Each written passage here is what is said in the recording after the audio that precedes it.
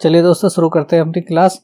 तो आज हम लेकर आए दोस्तों परसेंटेज, और परसेंटेज का ये है आपका टाइप 1, और इसी तरह से आपको टाइप 15 तक यानी 15 टाइप के क्वेश्चंस कराए जाएंगे। इसका मतलब है अगर आपने 15 के 15 कर लिए तो मैं गारंटी देता हूँ एक क्वेश्चन भी आपका किसी भी एग्जाम में बचने वाला नहीं है जो आपके हाथ से निकल जाए। और सबसे बड़ी बात है, आज हम जो भी इस सीरीज में ये परसेंटेज की जो सीरीज है ना, ये इसके 15 क्लासेस मिलेंगे आपको। हर तरह के क्वेश्चन होंगे जिसमें टाइप 1, टाइप 2, टाइप 3 के, और सारे क्वेश्चंस होंगे वो आपके एग्जाम में आए हुए क्वेश्चंस होंगे, मतलब प्रीवियस ईयर के ही क्वेश्चन लेंगे हम जो आ चुके हैं अब तक एग्जाम में। तो चलो लेते हैं अपना पहला क्वेश्चन आज का। देखो पहला क्वेश्चन है हमारा, यदि x का 8% y के 4% के समान हो तो x का 20% समान है। देखो एक सेकंड सोचो, मैं पहले भी कहा है मैंने आपसे कि पेन का इस्तेमाल जो है कम करो और आप दिमाग का यूज ज्यादा करो। ठीक, वो कैसे यूज करते हैं देखो, इसमें लिखा है यदि x का 8% y के 4% के समान है, बस यहीं रुक जाओ। x का 8% y के 4% के समान है, मतलब क्या है, y की जो वैल्यू है वो ज्यादा है x के मुताबिक। ठीक है, अगर ये इससे डबल हो रहा है सीधा, ठीक है, डबल हो रहा है नहीं हो रहा है। अब इसमें क्या पूछा है, समान है तो x का 20%, यार जब x का 8% y के 4% के समान है तो x का 20% किसके बार समान होगा, y के 10% के होगा कि नहीं होगा। चलो हो गया फिनिश, आगे चलो। अब इसमें दिया है यदि x का मान y के मान से 25% कम हो तो y का मान x के मान से अधिक है। देखो यहाँ पे अभी क्या दे रखा है, x का मान y के मान से कम दे रखा है, तो और कोई संख्या कुछ नहीं है। तो सबसे पहले हम बड़ी वाली को ले लेंगे जिसको ज्यादा महत्व दिया गया है सवाल में। तो y है मान लो आपका 100। ठीक है, एक इजी सा नंबर ले लेते हैं, बिल्कुल इजी, जिसको काटना पीटना बहुत आसान हो। ठीक है, यदि y का मान आपका, देखो हमने 100 ले लिया। सवाल क्या है आपका, यदि x का मान y के मान से 25% कम हो तो इसका जो है y के मान से 25% कम हो। x का मान y के मान से 25% कम कब होगा, जब इसको हम 80 रखेंगे। अब ये देखो 80 को डिवाइड कर लो आप 4 से, आपको मिल जाएगा 25%, डिवाइड करोगे कितना आएगा आपका 20। ठीक है, 20 है कि नहीं। अब सवाल में क्या कह रहा है, ये 25% कम हो तो y का मान x के मान से अधिक है। तो y का मान जो x के मान से कितना अधिक है, 20 ही तो अधिक है, और 20 इसका कितना है 25%। कौन सा हो गया आपका ऑप्शन नंबर दूसरा, ये सही आंसर। चलो ठीक है, देखते हैं अगला। एक विद्यार्थी ने किसी संख्या को 5/3 से गुणा करने के स्थान पर इसे 3/5 से गुणा कर दिया। परिकलन में त्रुटि प्रतिशत कितना आएगा। तो कितना आएगा दोस्तों, मान लो अब कोई इजी सी, देखो सवाल को बस सोचना है थोड़ा सा, हमें पेन नहीं उठाना, बस क्वेश्चन को पढ़ना है और 2-3 सेकंड 4 सेकंड जितना भी आपको लगे उसको देना है। उसके बाद अगर आप सवाल समझ गए, सबसे पहला मुद्दा होता है सवाल को समझना, अगर समझ गए तो समझो वो हल हो गया तुरंत। अब हम क्या करेंगे, एक ही जैसा नंबर ले लेंगे, 3 और 5 से दोनों से कटे। ऐसा कौन सा होता है, देखो सबसे पहले 15 और 30, इनमें इजी क्या है, मेरे हिसाब से तो 30 इजी है। ठीक है, क्योंकि इससे काटेंगे तो ये पॉइंट वगैरह में जाएगा तो दिक्कत करेगा, तो हम सीधा 30 ले लेते हैं। ठीक है, अब देखो करके गुना 5/3। ठीक है, कितना दिया था 30 हमने माना था। अब इसको देख लेते हैं हम गुना करके। इसने क्या कहा, एक विद्यार्थी किसी संख्या को 5/3 से गुणा करने के स्थान पर 3/5 से, तो पहले हम वो ले लेते हैं जो उसे करना था। ठीक है, 5/3 ले लिया। अब इसको काटो 10, इसकी गुना इसमें करो, कितना आ जाएगा आपका 50 आ गया। ठीक है, तो ये हो गया आपका राइट इक्वेशन जो आनी चाहिए थी, लेकिन उसने क्या करा, उसने 3/5 से गुना कर दिया आपका। चलो अब इससे भी करके देख लेते हैं। तो संख्या हमने मानी रखी 31, फिर 30 रख लेते हैं हम फिर से, तो 30 फिर से इसकी गुना करो 3/5 से। अब इसकी गुना 5 6 30 और 6 3 18, यानी कि अब क्या इक्वेशन हुआ, आना चाहिए था हमारा 50 लेकिन आया है हमारा 18, किसकी वजह से, 3/5 की वजह से गुना करने में। लेकिन पहुंचना कहाँ तक था इसको, 50 तक, तब जाके ये करेक्ट होता। अब त्रुटि कितने परसेंट है ये निकालने के लिए हमें ये देखना होगा कि वो कहाँ पे हमारा सवाल रुक गया, जिसको जहाँ पे वो सॉरी वो हमारी संख्या कहाँ रुक गई और उसको कहाँ पहुंचना था, ताकि हमें जो इक्वेशन उसका मतलब जो परिणाम हमें उसका मिलना चाहिए था वो 100% मिलना चाहिए था। अब ये अगर ये आप 18 है, अगर ये 50 पे आपका पहुंच जाता तो हमें 100% परिणाम मिल जाते, लेकिन नहीं मिले, अब ये रुक गए हैं। अब हमें देखना है इन दोनों में डिफरेंस कितना है, कितने परसेंट का डिफरेंस है जिसकी वजह से ये 50 तक नहीं पहुंच पाया। तो 18 + 32, ठीक है, जब अगर 18 में हम 32 ऐड करेंगे तो ये 50 होगा, यानी तब जाके इक्वेशन करेक्ट होगी। अब ये हमारा 32 रह गया, ठीक है, ये आना चाहिए था इसमें होता, अगर ये 3/5 से गुणा नहीं करता तो सीधा ये ठीक आता और ये क्या होता हमारा 50, लेकिन आया है हमारा 18। अब 32 रह गया, तो अब हमें निकालना है 32, 50 का कितना परसेंट है, जो निकल सके हमारी कितनी परसेंट त्रुटि इसमें कमी यानी आई है। उसके लिए क्या करेंगे, 32/50 कर देंगे हम, सॉरी 32/50। अब प्रतिशत पूछा है तो 100 से इसको गुना करेंगे हम, देखो 100 आ गया, 0 से 0 काट दो, ओके, 5 एकम 5, 5 दूनी 10, अब 2 बचा, 32 की 2 से गुना करेंगे कितना आएगा, 64% त्रुटि है। और देखो दोस्तों ये सवाल है SSC CGL परीक्षा का 1999 में आया हुआ। ठीक, चलो आगे बढ़ते हैं।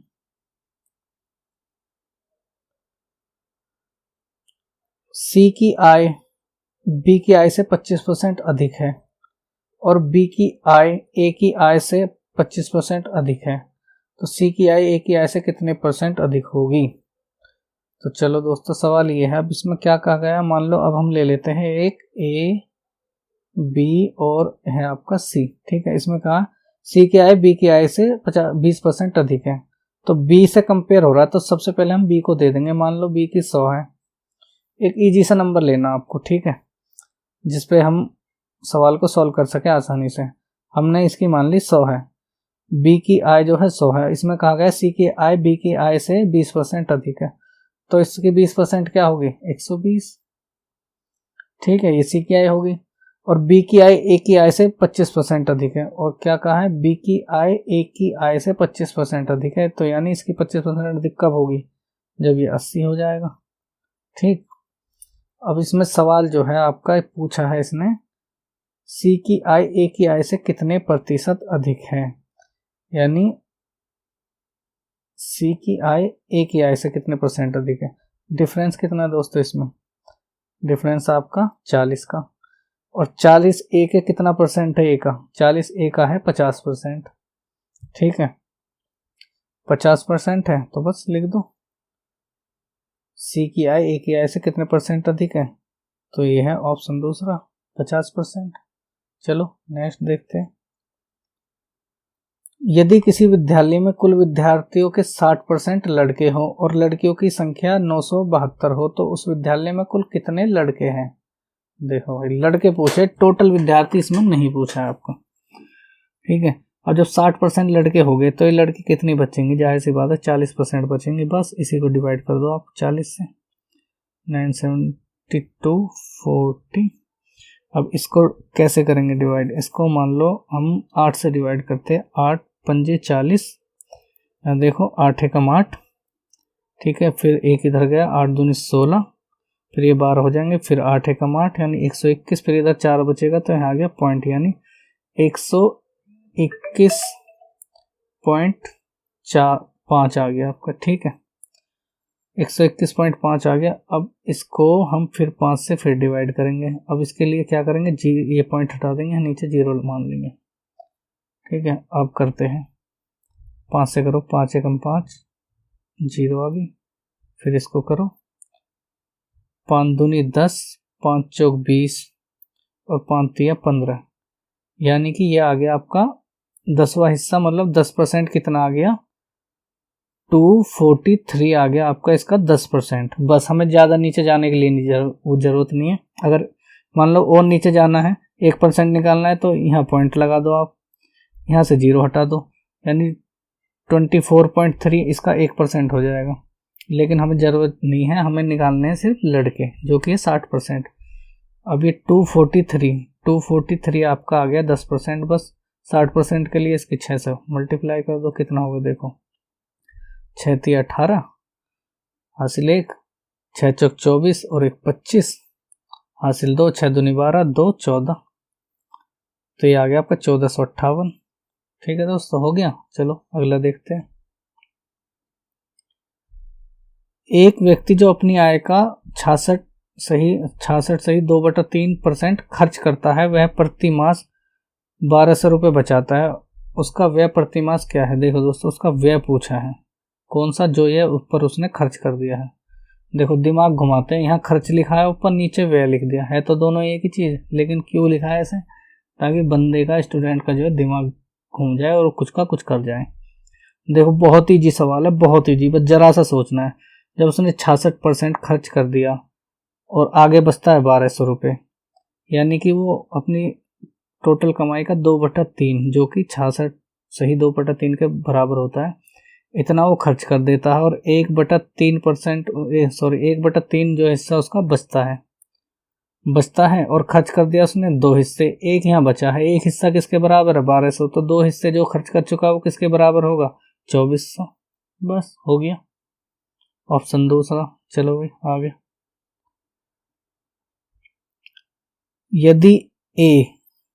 यदि A का 80%, B के 50% और B बराबर A का x% है, तब x का मान ज्ञात कीजिए।